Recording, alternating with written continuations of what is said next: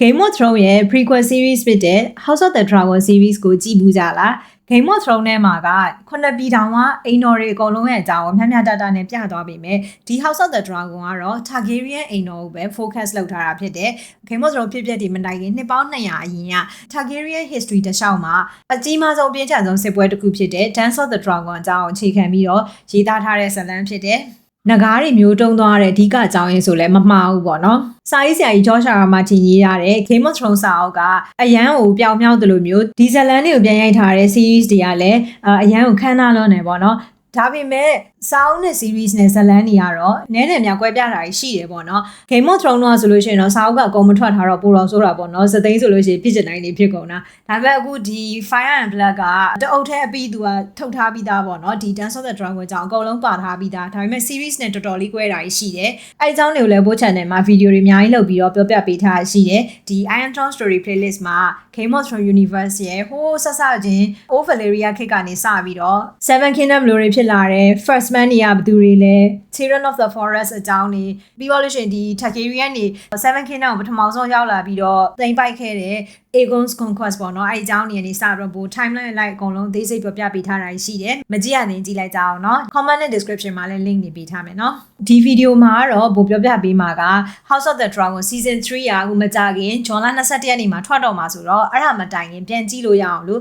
season 1နဲ့2ရဲ့ recap ကိုပြောပြပေးသွားမှာဖြစ်တယ်အဲ့ဒါကိုလည်း HBO က official ထုတ်ပေးထားတဲ့ recap ကိုမှပိုကရှင်းလင်းချက်လေးနည်းနည်းထပ်ဖြည့်ပြီးတော့ပြောပြပေးထားတာဆိုတော့ဒီ season 3မှာမှတ်မိဖို့လိုတဲ့ character တွေ plot တွေအကုန်လုံးကတော့အသေးစိတ်ပါမှာဖြစ်တယ်အဲဒါကြောင့်မို့လို့အရှိ season 2ခုရဲ့အပိုင်း10ပိုင်းလုံးပြန်ကြည့်ဖို့အချိန်မရှိတဲ့သူတွေကတော့ဒီ recap လေးကိုသဘောကျမယ်လို့မျှော်လင့်ပါတယ်တကယ်လို့ season 1 2ကိုပြန်ကြည့်ချင်တယ်ဆိုလို့ရှိရင်လည်း Poet Telegram မှာတင်ပေးထားတဲ့ viewer တွေကမြန်မာစာရန်တို့တွေကြည့်ချင်တယ်ဆိုရင် request လုပ်တာတွေအများများလာလို့ Poet Telegram ကနည်းနည်းလေးသူများအားကိုးပြီးလုပ်နေရပဲများနေတော့အခုသေချာ team လေးနဲ့စနစ်တကျလေးစလုပ်တယ်ပေါ့နော်အဲ့တော့ကြတော့ comment နဲ့ description မှာ link လေးပေးထားမယ်လာ join လို့ရတယ်အခုလောလောဆယ်ကတော့ကိုယ့်ရဲ့ channel မှာပြောပြထားတဲ့ TV series တွေရုပ်ရှင်တွေပြီးတော့လို့ရှိရင်ဟိုရှာခတ်တဲ့ရုပ်ရှင်လေးလည်းပိုတတ်နိုင်သလောက်ရှာပြီးတော့အဲ့မှာတင်ပေးမယ်နောက်ပိုင်းမှာရုပ်ရှင် list လေးလည်းကိုယ့်ရဲ့ Telegram official channel ဖြစ်တဲ့ Lighthouse မြန်မာ newsletter မှာတင်ပေးသွားမယ်အဲ့တော့ကြတော့အခုလောလောဆယ်ကတော့စပြီးတော့တင်နေရုံရှိသေးတာပေါ့နော်အဲ့တော့ဒီ video တွေတင်နေတဲ့ကာလမှာကိုယ့်ရဲ့ viewer တွေကိုလည်းကျေးဇူးတုံ့ပြန်တဲ့အနေနဲ့ပထမဆုံး join တဲ့ viewer 1000ကို free join ဝင်ပေးမှာဖြစ်တဲ့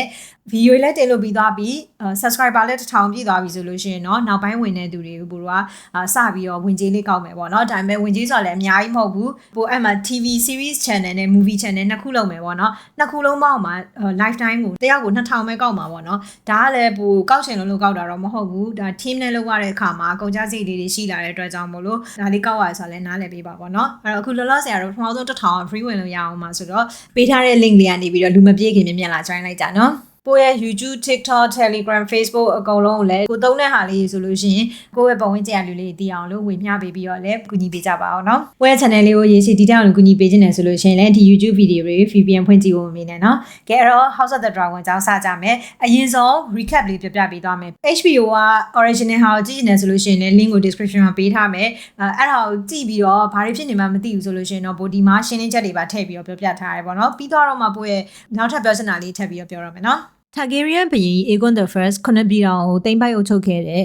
Aegon's Conquest ပြီးတော့100နှစ်ကြာတဲ့အချိန်101 AC မှာ Iron Throne မှာ Viserys Targaryen ကဘုရင်ဖြစ်နေအုပ်ချုပ်နေတယ်။သူ့မှာသားတော်တွေမရှိပဲ Rhaenyra ဆိုတဲ့သမီးတော်တစ်ပါးပဲရှိတဲ့အတွက်တနေ့ကျရင်ထီးနှန်းကိုနမ်းမွေဆက်ခံမှု Rhaenyra ကိုယာထားခဲ့တယ်။နန်းတိုင်မင်္ဂအမတ်တွေကတော့ဘယင်းဆုံးတဲ့အချိန်တကယ်ပဲမိန်းကလေးတယောက်နန်းတက်ရင်နိုင်ငံတွင်းမှာမငြိမ်မသက်မှုတွေဖြစ်မှာကိုစိတ်ပူနေကြတယ်။ Rhaenyra အမေ Queen Aemma ကဘယင်း Viserys ကိုသားယောက်ျားလေးထပ်မွေးပေးဖို့ကြိုးစားရင်းကမိတွင်းထဲမှာဆုံးပါသွားခဲ့တယ်။ခလေးကလည်းဖတ်မတင်ခဲ့ဘူး။အဲ့ဒီချိန်ဘယင်းလက်ယုံတော် Otto Hightower ရဲ့သမီး Alicent Hightower ကို King Viserys ကမိဖုရားဖြစ်ထပ်မြောက်ခဲ့ပြီးတော့ Alicent ကသားတော်3ပါးနဲ့သမီးတော်တစ်ပါးမွေးပေးခဲ့တယ်။ Rhaenyra ကသူ့ထီးနှန်းမွေကိုထိခိုက်မှာဆိုလို့ Alicent ရဲ့ကလေးတွေကိုတပ်ပြစ်ရလိမ့်မယ်လို့ Otto က Alicent ကိုသတိပေးခဲ့တယ်။ခွင် Alicent ကသူနဲ့သူ့ကလေးတွေကိုစောင့်ရှောက်ဖို့သူ့အပေါ်သစ္စာရှိတဲ့ Sir Criston Cole ကို Lord Commander အဖြစ်နဲ့ခန့်အပ်ခဲ့တယ်။နောက်ပိုင်းမှာသူတို့နှစ်ယောက်ကလည်းမေတ္တာမျှကုန်ကြတယ်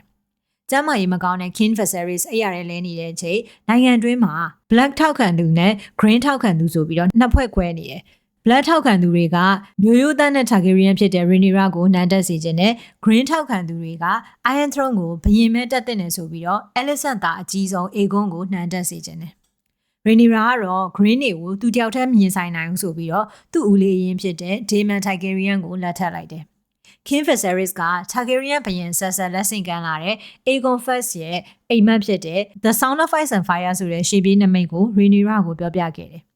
Aegon First မှတ်ခဲ့တဲ့အိမ်မက်ကတစ်ချိန်ကျရင် Westeros ရဲ့မြောက်ရက်ကနေပြီးတော့စိုးဝါတဲ့အေးတူကြီးနဲ့အတူအမောင်စစ်တပ်ကြီးချီတက်လာပြီးတတိုင်းပြည်လုံးဒုက္ခရောက်လိမ့်မယ်တဲ့အဲ့ဒီအနေကနေကာကွယ်ပေးနိုင်မှု Iron Throne ပလင်ပေါ်မှာ Targaryen မင်းသားတစ်ပါးထိုင်နေရမယ်တဲ့ A prince that was promised ဆိုပြီးတော့သူကပြောခဲ့တယ်အဲ့မင်းသားကတတိုင်းပြည်လုံးကဲတင်မှာဖြစ်တဲ့အဲ့မင်းသားကင်ဆောင်မှုဓာတ်တစ်ချောင်းနဲ့ဒီနမိတ်စကားနဲ့ကို Targaryen ဘယင်ဆက်ဆက်ကလက်ဆင့်ကမ်းကြတယ်သူတို့အပြင်ဘယ်သူမှမသိတဲ့လှုပ်ဝက်ချက်ကြီးတစ်ခုလည်းဖြစ်တယ်ဒါပေမဲ့ King Viserys ကတေကန်နီးမှာကြောင်ကဒန်းနဲ့အဲ့ဒီကြောင်တစ်ပိုင်းတစ်စားကိုသူ့မိန်းမ Queen Alicent ကိုပြောပြလိုက်တယ်။ Alicent နားလည်လိုက်တာကတော့ A prince that was promised နဲ့ Aegon နဲ့ပဲဆိုတော့သူ့သား Aegon ကနန်းတက်တဲ့သူဆိုပြီးတော့ဘယင်ကြီးရဲ့နောက်ဆုံးဆန္ဒဖြစ်တယ်ဆိုပြီးတော့သူကယူဆလိုက်တယ်။ဘယင်ကြီးနဲ့ရွာဆန္ဒနဲ့ Queen Alicent ကချက်ချင်းပဲအပြင်လျှောက်သွားနေတဲ့သူ့သား Aegon ကိုမရရအောင်လိုက်ရှာပြီးတော့ဘယင်မြောက်လိုက်တယ်။အေဂွန်ရှာတွေးဖို့ကူညီပေးခဲ့တဲ့ Kingsland နဲ့The Show ကောင်းဆောင် Mysaria ကတော့သူ့ကျေးဇူးကိုမမေ့ဖို့ Otto ကိုသတိပေးလိုက်တယ်။ Dragonstone မှာနေနေတဲ့ Rhaenyra ကိုလည်းသူ့ရဲ့နောက်လိုက်တွေကဘယင်မအဖြစ်နဲ့မြှောက်လိုက်တယ်။ဒီလိုနဲ့ Blood နဲ့ Green တို့ကအပြန်အလှန်စစ်ကြေညာကြတော့တယ်။ Valerian ရေတပ်က Bloodbath ကထောက်ခံသူတွေဖြစ်လာတဲ့ Rhaenyra ကအနေနဲ့ရရက Targaryen သစ္စာတော်ခံတွေကိုသူနဲ့အတူစစ်ကူတိုက်ပေးဖို့သူ့သားတွေကိုတန်တမန်ဖြစ်လွှတ်ပြီးတော့အကြောင်းကြားတယ်။သူ့သားအကြီး Prince Jaehaerys ကို Winterfell က Stark အိမ်တော်ကိုလွှတ်တယ်။သားငယ် Lucerys ကို Storm Sand က House Baratheon စီကိုလွှတ်တယ်။သားတော်နှစ်ပါးကသူတို့လက်ကားတွေနဲ့တာဝန်ကျရာရက်ကိုထွက်သွားကြတယ်။ Jaehaerys ရဲ့ mission မှာ Stark တွေက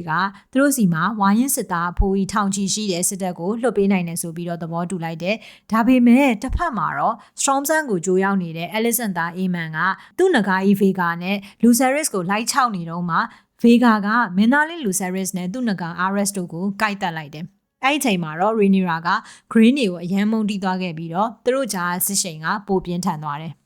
Green တွေဘက်မှာလည်း Otto Hightower ရဲ့ဒူ Lord Oman က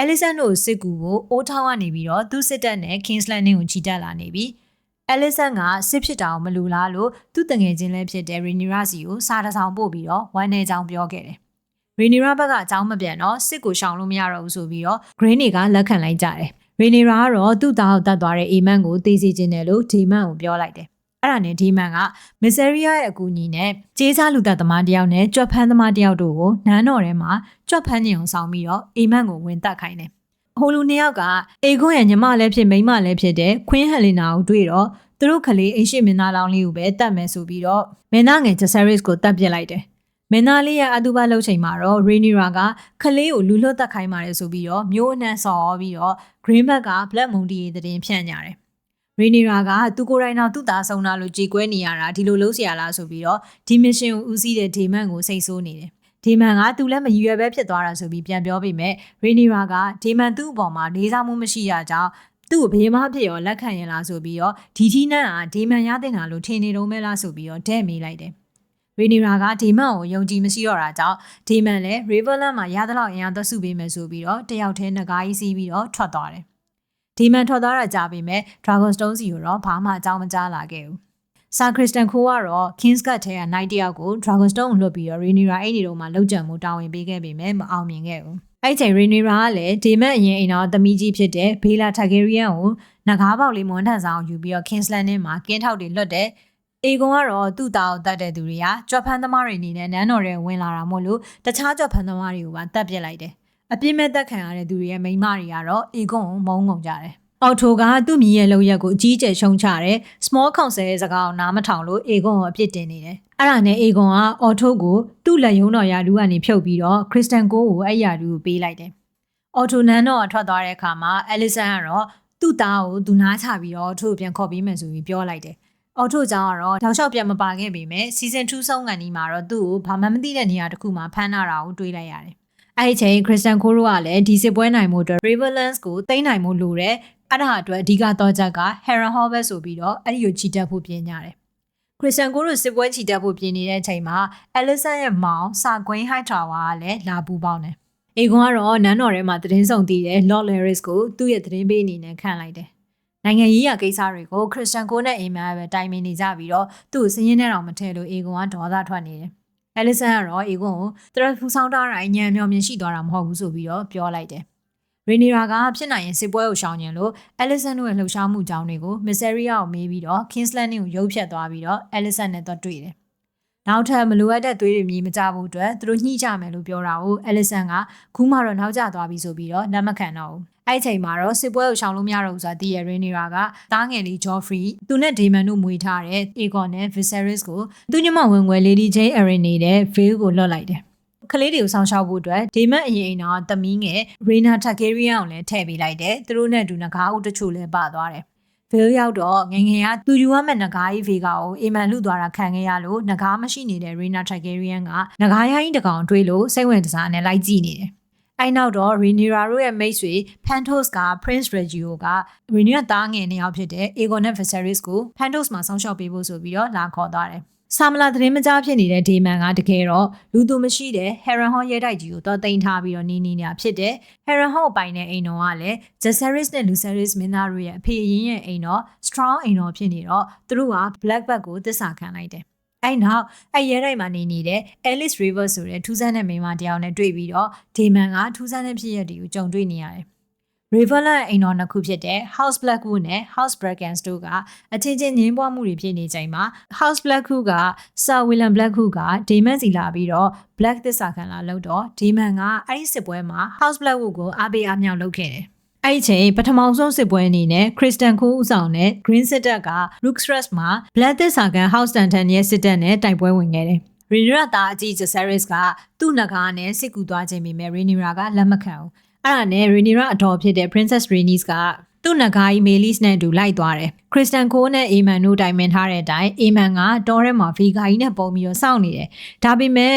Aegon ကသူ့ကိုဘယ်သူမှလည်းမလေးစားဘူး။ plan နေလည်းပေးမသိဘူးဆိုတော့သူ့ကိုသူလုံနိုင်ပါတယ်ဆိုတာကိုခေါင်းဆောင်ဆိုတာကိုတတ်သိပြခြင်းနဲ့စိတ်နဲ့သူ့နဂါး Sunfire ကိုစီးပြီးတော့ဒီစစ်ပွဲကိုရုတ်တရက်ရောက်ချလာတယ်။အဲ့မှာ Vega နဲ့ Aemon ရဲ့လက်ချက်နဲ့ Princess Rhaenys ရဲ့သူ့နဂါးကြီး Meleys ရဲ့ကတည်သွားခဲ့တယ်။ Aegon နဲ့သူ့နဂါး Sunfire ကလည်းအကြီးအကျယ်ဒဏ်ရာရသွားတယ်။အထိနာသွားတဲ့ Blackbird ကအခုထိကြီးတတ်တောင်ကောင်းကောင်းမရှိသေးသလိုဒေမန်စီကလည်းဘာသတင်းမှမကြားရလို့စိတ်ပူနေတယ်။အဲ့ဒါကြောင့် Rhaenyra ကသူ့ကောင်စီဝင် Sir Alfred Broom ကို Harrenhal လွတ်ပြီးတော့ဒေမန်လူဝင်အားစုနေတာက Rhaenyra အတွက်လားသူကိုယ်တိုင်အတွက်လားဆိုတာကိုသွားကြည့်ခိုင်းတယ်။ဒေမန်က hallucination တွေဖြစ်နေရင်လည်းသူကိုယ်တိုင် King's Landing ကိုတင်ပြီးတော့ Rhaenyra ကိုသူ့ဘေးမှာနေရာပေးမယ်လို့ Alice River ကိုပြောနေတယ်။အဲ့ချိန်မှာ Rhaenyra ကလည်း Dragonstone ကိုရောက်လာတဲ့ Mysaria နဲ့အချစ်ဇလန်းတွေဖြစ်နေပြီ။သူ Small Council အတွက်တော့ Princess Rhaenys ရဲ့ယောက်ျား Velaryon ရေတပ်ခေါင်းဆောင် Corlys Velaryon ကိုလက်ယုံတော်အနေနဲ့ခန့်လိုက်တယ်။နန်းတော်မှာတော့ Aegon ကဒဏ်ရာတွေကြောင့်အိပ်ရတဲ့လဲသွားပြီးတော့လူမမာကြီးဖြစ်နေတယ်။ Aegon တိုင်းပြည်ကိုမအုပ်ချုပ်နိုင်တော့ယာယီအုပ်ချုပ်သူကိုရွေးမယ်ဆိုတော့ Aegon ရရခံဖြစ်တဲ့ Aemon ကိုရွေးလိုက်ကြတယ်။အဲ့ဒီချိန်တာမန်တိုင်းသူပြည်သားတွေကတော့ King's Landing ကနေထွက်ပြေးဖို့လုပ်နေကြလို့ Aemon ကဂိတ်တကားတွေပါပိတ်ခိုင်းထားလိုက်တယ်။အဲ့ဒီခွင့်ရကိုတုံးချပြီးတော့ Rhaenyra ကငတ်မွတ်နေတဲ့တိုင်းသူပြည်သားတွေအတွက်ရိတ်ခါတွေကိုလှေတွေနဲ့ပို့လိုက်တယ်။ဒါတွေအတွက် Mysaria ကကူညီပေးခဲ့တာဖြစ်တယ်။ Green တွေကတိုင်းသူပြည်သားတွေကိုမကူညီဘဲနဲ့ပိတ်လှောင်ထားတဲ့ချိန်မှာ Black တွေကလာကူညီတော့တိုင်းသူပြည်သားတွေက Green တွေကိုပုံကန်ပြီးတော့ Rhaenyra ကိုထောက်ခံလာကြတယ်။ Aemon ကသတိပြန်ရလာတဲ့သူ့ကို Aegon တော့တွေ့ပြီးတော့ဘာမှတ်မိလဲလို့မေးတော့ Aegon ကဘာမှမမှတ်မိဘူးဆိုပြီးပြောလိုက်တယ်။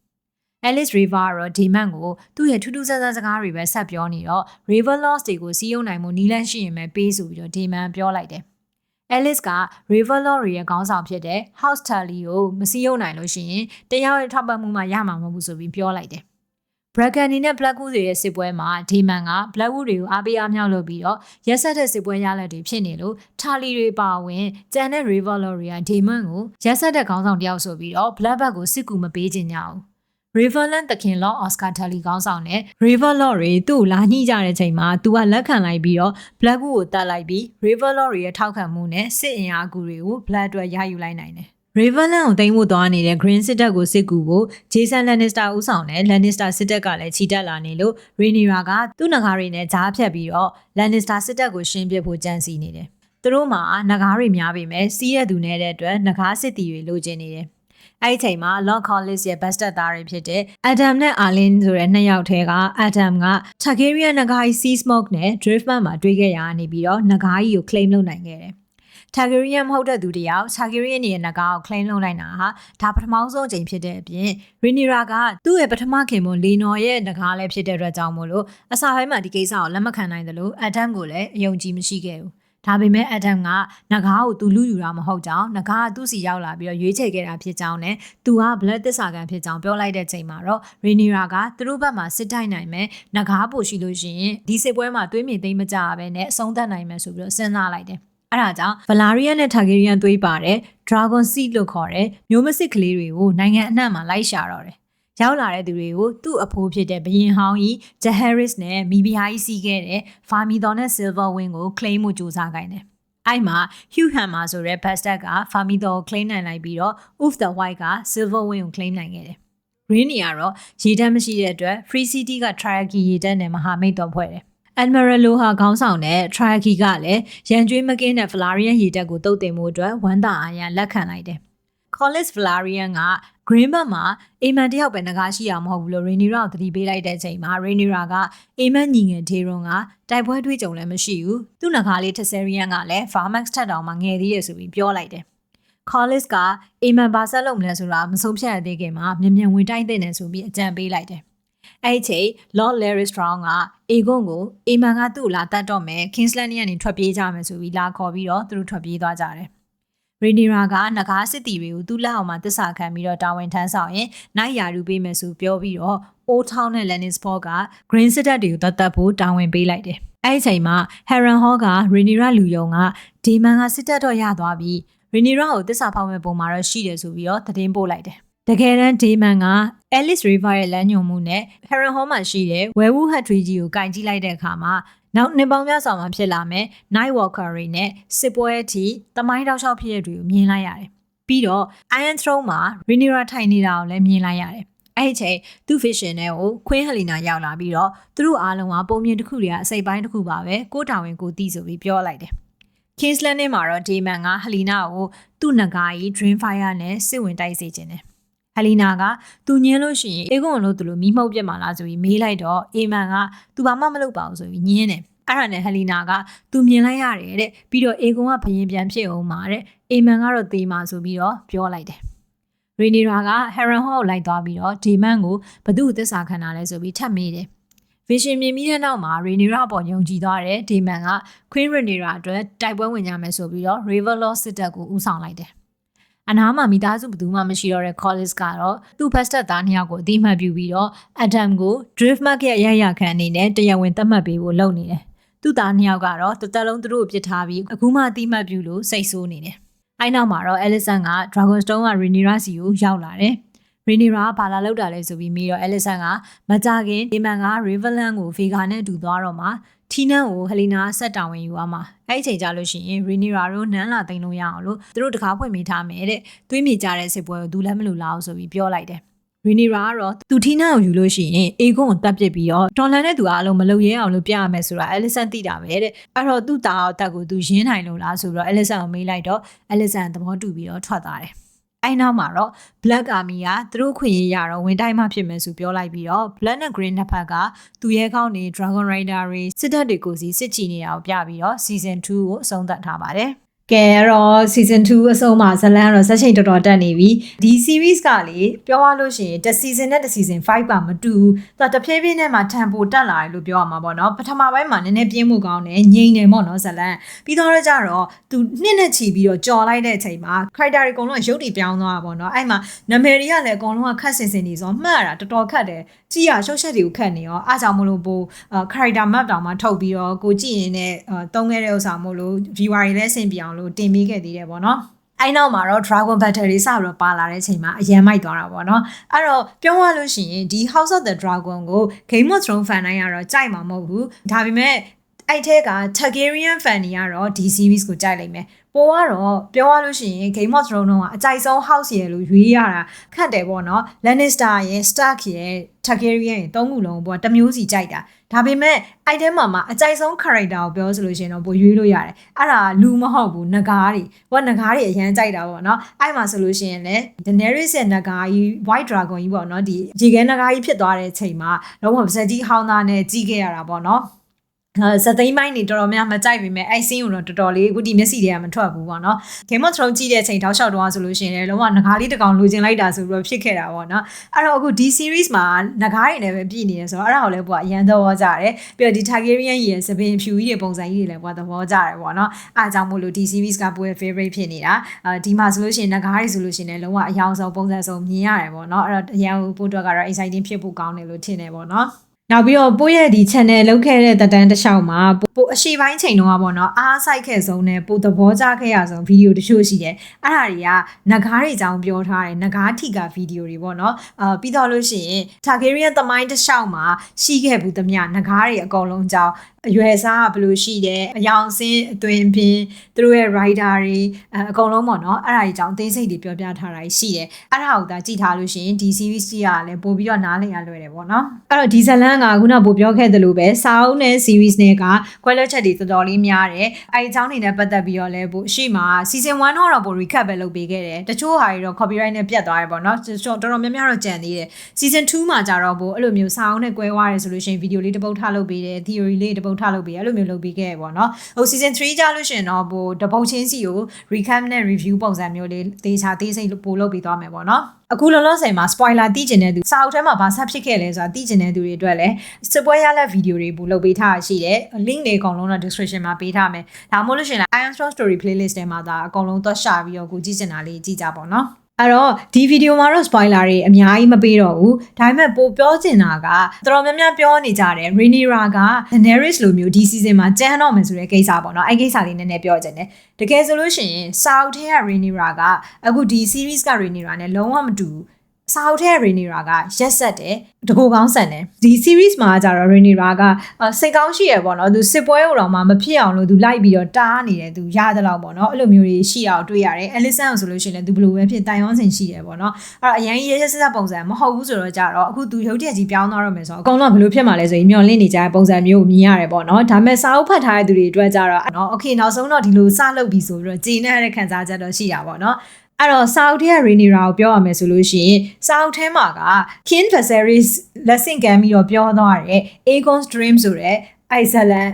လန်လောကမပါဘူးအဲ့တော့ series မှာက Rhaenyra ကဘယ်လိုဖြစ်နေရလဲဆိုတော့သူ့ဖေကဒီအကြောင်းကိုပြောခဲ့တယ်တစ်ချိန်မှာဒီ Seven Kingdom ကဒုက္ခရောက်လိမ့်မယ်လောင်းနိုင်ကြီးကြပြီးတော့ဒီ Dark Army ရောက်လာလိမ့်မယ်အဲ့ဒီအချိန်မှာ Targaryen သွေးစစ်မင်းသားတယောက်ကအုပ်ချုပ်နေမှရမယ်ပေါ့နော် A Prince that was promised ဆိုပြီးတော့လည်းပြောထားရပေါ့နော်ဆိုတော့ तू ကအဲ့ဒီလိုမျိုးဖြစ်နေအောင်လို့ဒီတိုင်းမီကိုကာကွယ်ခြင်းလို့သွေးစစ်တဲ့Targaryen ပဲနန်းတက်ပြီးတော့လက်ဆင့်ကမ်းကာကွယ်သွားဖို့အတွက်ရည်ရွယ်ချက်နဲ့ဒါတွေကိုလုပ်နေတဲ့ပုံစံမျိုးမှာပို့ပြီးတော့ရှိတယ်ပေါ့နော်ဒါပေမဲ့စာအုပ်ထဲမှာအိုက်ဇလန်မပါတဲ့အတွက်ဘယ်လိုဖြစ်သွားလဲဆိုတော့ဒီစစ်ပွဲတစ်ခုလုံးအတွက်သူ့ရဲ့ရည်ရွယ်ချက်က तू ကဒီချီးနှံကိုရားတင်တဲ့သူ့ရဲ့ personal gain အတွက် तू ကအဲ့တိုက်ပွဲဝင်သွားတဲ့ပုံစံမျိုးမှာရှိတယ်ပေါ့နော်ပြီးတော့စာအုပ်ထဲမှာဆိုလို့ရှိရင် Rhaenyra ကသူလှုပ်ချင်တာလှုပ်တယ်ဘယ်သူမှဂီးမဆိုင်ဘူးအဲ့ဒါကိုဝေဖန်လို့ရှိရင်လည်းသူကရဲရဲဆက်ဆက်ပြန်ပြီးတော့တုံ့ပြန်တတ်တယ်ပေါ့နော်တကယ်ဆိုလို့ရှိရင် Vaemond Valerian ကသူ့သားတွေကမျိုးမစစ်တွေဆိုပြီးတော့ဆွဆွဲလိုက်တဲ့အချိန်မှာ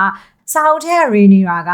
Vaemond ကိုတတ်ဖို့အတွက် Daemon ကိုသူကိုယ်တိုင်တောင်းဆိုခဲ့တာပေါ့နော်ဒါပေမဲ့အခုဒီ series မှာကြတော့ Daemon သူကသူဒေါသထွက်ပြီးတော့သွားပြီးတော့တတ်လိုက်တဲ့ပုံစံမျိုးပြထားတယ်ပေါ့နော် Rhaenyra ကအပြစ်မဲ့တဲ့ပုံစံမျိုးမှာပြထားတယ်ပေါ့နော်နောက်ပြီးတော့အရန်ကြီးကွဲထွက်နေတာသူနဲ့ Alicent နဲ့ရဲ့ plot line ပေါ့နော်စာအုပ်ထဲမှာကသူနဲ့ Alicent ကအသက်က10နှစ်လောက်กว่าတယ်တငယ်ချင်းတွေလည်းမဟုတ်ဘူး King Viserys နဲ့ Alicent နဲ့ယူလိုက်တဲ့အချိန်တည်းက Rhaenyra က Green နေဆိုလို့ရှိရင်အရန်မုန်းခဲ့တာဒါမဲ့အခုဒီဇလန်ထဲမှာကြတော့ Rhaenyra နဲ့ Alicent ကလောကငယ်တငယ်ချင်းတွေတယောက်ချစ်ကြတယ်အခြေအနေရရဆောင်သူတို့တွေမတည့်တာရှိကြပေမဲ့ပြန်ပြီးတော့တယောက်ပေါ်မှာတယောက်တိုင်ရောစင်ရှိနေတာကိုမြင်ရတယ်ပေါ့နော်နောက်ပြီးတော့စာအုပ်ထဲ Rhaenyra ကတိုင်းသူပြည်သားတွေပေါ်မှာရက်ဆက်တယ်မစင်စားပေးဘူးပေါ့နော်အခွန်တွေကိုစွတ်ကောက်ပြီးတော့ဒီ small fox တွေဆင်းရဲတဲ့ထက်ဆင်းရဲနေတာကိုလည်းသူက view မဆိုင်ခဲ့ဘူးအားကြောင့်မလို့သူ့ကို small fox တွေကမုန်းကြတယ်ဒါပေမဲ့ဒီမှာကြတော့သူကစစ်ဗျူဟာတစ်ခုအနေနဲ့တော့မှဒီ small fox တွေကိုတွားပြီးတော့စားစရာတွေရိတ်ခါတွေပို့ပြီးတော့ကူညီပေးခဲ့တာတွေ့ရတယ်ပေါ့နော်ဒါပေမဲ့စာအုပ်နဲ့ series နဲ့တူနေတဲ့တစ်ချက်ကတော့ Rhaenyra ရဲ့ဆုံးရှုံးမှုတွေပေါ့နော်သူ့မှာသူချစ်ရတဲ့သူတွေအများကြီးကိုသူဆုံးရှုံးခဲ့ရတဲ့ကိစ္စတွေရှိတယ်ပေါ့နော် အဲ့တော့အခုဒီ series မှာကဘယ်လို direction မျိုးကိုသွားနေရလဲဆိုတော့ Rhaenyra ရဲ့မူရင်းစိတ်ကကောင်းတယ်စစ်ကိုလည်းဖြစ်ချင်တဲ့သူမျိုးမဟုတ်ဘူးတက်နိုင်သလောက်သွေးမြေမကြောက်လို့သူထိန်းထိန်းသိမ်းသိမ်းလုပ်နေတယ်သူနဲ့ Alicent နဲ့ပူးပေါင်းပြီးတော့လုပ်နေကြတယ်ပေါ့နော်ဒါပေမဲ့သူ့မှာဆုံးရှုံးမှုတွေကတစ်ခုထက်တစ်ခုပိုပြီးများလာတဲ့အချိန်မှာသူမထိန်းနိုင်တော့ဘဲနဲ့ထပြီးတော့ပေါက်ကွဲပြီးတောင်းချမ်းတဲ့ပုံစံမျိုးကိုလုံးမဲ့ပုံစံမှာရှိတယ်ပေါ့အဲ့ဒါကြောင့်လဲသူ့ကို Daenerys နဲ့နှိုင်းပြီးတော့ပြောနေတာပေါ့နော်တကယ်တမ်းပြောရလို့ရှိရင် Game of Thrones ကပိုက Daenerys ကိုတောက်လျှောက်ကြိုက်ခဲ့တာဒါပေမဲ့နောက်ဆုံးမှာသူ့ရဲ့အဲ့ Mad Queen ကောက်ဖြစ်သွားတဲ့ပုံစံကြီးကိုမကြိုက်ဘူးပေါ့နော်အဲ့တော့အခုဒီမှာလည်းအဲ့လိုမျိုးတွေသတင်းတွေထွက်နေတော့ကြတော့ဒီ Game of Thrones fan တွေတော်တော်များများမှာဒီဖျို့ဖျဲဖြစ်သွားတဲ့ဇက်သိန်းကြောင့်ရခဲ့တဲ့ trauma ရှိတော့ကြတော့အခုလည်းလန့်တော့လန့်နေပြီပေါ့နော်သူတို့ဘာတွေဘယ်လောက်ထိအောင်ကြီးကြီးမားမားပြောင်းလဲမလဲဆိုတာပေါ့နော်အရှိဗီဒီယိုတစ်ခုတော့လည်းပို့ပြောခဲ့ဘူးတဲ့ Aegon နဲ့ Helena ရဲ့သားဖြစ်တဲ့ Mela ပေါ့နော် Prince Mela လေးမပါတဲ့ကိစ္စကဒီစစ်ပွဲကြီးရဲ့ဇက်သိန်းကိုတော်တော်ကြီးကြီးမားမားပြောင်းလဲသွားနိုင်တယ်ပေါ့နော် George R. Martin ကြီးဆိုလို့ရှိရင်လည်းဒီသတင်းကိုကြားတဲ့အချိန်မှာသူ creator တွေတော့မှစိတ်ဆိုးခဲ့တယ်ဆိုပြီးတော့သတင်းတွေထွက်လာတယ်ပေါ့နော်ဒါကဇလန်တက်တော်တော်ရေးကြီးတဲ့ plot line တစ်ခုပေါ့အဲ့ဒါကိုသူတို့ဖြုတ်လိုက်တာဘာရွေချက်နဲ့ဖြုတ်လဲဆိုတော့လည်းပေါ်တော်တော်သိချင်နေပြီပေါ့နော်နောက်ပြီးတော့အခု Harrenhal ရဲ့ Daemon ရဲ့ Alice River ရဲ့ Helena ရဲ့ဇလန်ပေါ့နော်အဲ့ဇလန်တစ်ခုက plot ကြီးတစ်ခုလုံးကအသစ်ထည့်ထားတာပေါ့နော်အဲ့အကြောင်းပို့ဗီဒီယိုတစ်ပုတ်တက်လုပ်ပေးဘူးတယ် season 2ထွက်နေတော့ကလေအဲ့တော့အဲ့ဒါနဲ့ပတ်သက်ပြီးတော့အခုဒီမှာဘာတွေဆက်လာမလဲပေါ့နော်ဒီ Brandon Rivers နဲ့ပတ်သက်ပြီးတော့ Three Eye Ravens အကြောင်းတွေရောထပ်ပြီးတော့ပါမလားဆိုတာကြီးလည်းစိတ်ဝင်စားဖို့ကောင်းတယ်ပေါ့နော်ပြောရလို့ရှိရင်အခု House of the Dragon ကအခုထိသူစာအုပ်နဲ့ကွဲလွဲတာရှိတယ်ဆိုပြီးမဲ့ကြည့်ရတာအဆင်ပြေနေသေးတယ်ပေါ့နော်အရင်ပြောင်းလဲကြီးကြီးမားမားကြီးတွေမဖြစ်သေးဘူးတခုနည်းနည်းလေးစိတ်နှောက်ယှက်ဖြစ်တာဆိုလို့ရှိရင် Sound of Ice and Fire အိမ်မက်ပေါ့နော် Aegon Stream ကိုအသုံးချပြီးတော့ Game of Thrones နဲ့အတီးထိပ်ပြီးတော့ပြန်ဆွဲနေတဲ့ပုံစံမျိုးကGame of Thrones fan တွေကိုသူတို့ရဲ့ဒီ House of the Dragon လာကြည့်အောင်လို့အတင်းခေါ်နေတဲ့ပုံစံမျိုးမှာခံစားရတယ်အဲ့တခုပဲပေါ့နော်ကြံတာအကုန်အဆင်ပြေတယ်အဲ့ဒါကြတော့အခုထိ season 2လောက်ထိကဂျင်းနှက်ခဲ့ပေမဲ့ဒီ season 3 4တော့ပြောရလို့ရှိရင်နည်းနည်းလေးတော့မျက်ခုံးလုံနေတယ်အရန်အောင်လိုအပ်တာတွေထပ်ပို့ပြီးတော့ပြင်လိုက်တာမျိုးတွေဖြစ်မှာဆိုတာပေါ့နော်ဘာလို့လဲဆိုတော့ဒီ George R. Martin ရဲ့ Fire and Blood ထဲကDance of the Dragon ကြီးကလုံးဝပြင်စရာမလိုအောင်ခန်းနာပြီးတော့တော်တော်လေးကိုလှလှပပဖွဲ့ထားတဲ့ဇလန်းပေါ့နော်အဲ့တော့ဖြစ်နိုင်လို့ရှိရင်တော့ဘောကအနီးဆက်ဆုံးသူတို့အဲ့ဒါကိုတူအောင်လို့ဆက်ပြီးတော့သွားစီခြင်းတယ်ပေါ့နော်အဲ့တော့ဒီ season 3ကအခုဇွန်လ21ရက်နေ့ကနေစပြီးတနင်္ဂနွေနေ့တိုင်းအပတ်တိုင်းထွက်မယ်ပေါ့နော်တပတ်ထွက်ရင်တစ်ခါတစ်ပိုင်းကြည့်ပြီးသွားလို့ရှိရင် recap လေးလုပ်ရင်းနဲ့အတူတူစာအုပ်နဲ့ဘယ်လိုတွေ꿰တယ်ဘယ်လိုမျိုးတွေဖြစ်နိုင်တယ်ဆိုတော့ review နဲ့ theory video လေးလည်းအပတ်တိုင်းတင်ပေးမယ်တက်နိုင်ဆုံးတော့ချိန်နဲ့တပြေးညီဖြစ်အောင်တော့ပို့တင်ပေးမယ်ပေါ့နော်ဒါပေမဲ့ပထမ2ပတ်ကတော့ from ထွက်တဲ့ရက်တွေနဲ့တိုက်နေတဲ့အတွက်ကြောင့်မို့လို့ဗုဒ္ဓကျတာတွေလောက်မှတင်ပေးဖြစ်လောက်တယ်နောက်ပိုင်းကျလို့ရှိရင်တော့ပို့တနင်္လာနေ့တိုင်းတင်ပေးနိုင်အောင်လို့တော့ကြိုးစားမယ်နော်အဲ့တော့ပို့ရဲ့ channel လေးကို subscribe လုပ်ပြီးတော့စောင့်ကြည့်ပေးကြပါအောင်လို့ bye ဒီဗီဒီယိုလေးကိုအဆုံးထိကြည့်ပြီးတဲ့အတွက်ကျေးဇူးအများကြီးတင်ပါတယ်။နောက်များမှာလည်းစိတ်ဝင်စားစရာကောင်းတဲ့အကြောင်းအရာလေးတွေကိုတင်ဆက်ပေးသွားမှာဖြစ်တဲ့အတွက်ကြောင့်မို့လို့ကိုယ်ကြိုက်တဲ့ထပ်တူကြရဲဆိုလို့ရှိရင် like and subscribe လည်းလုပ်ပေးသွားကြပါအောင်နော်။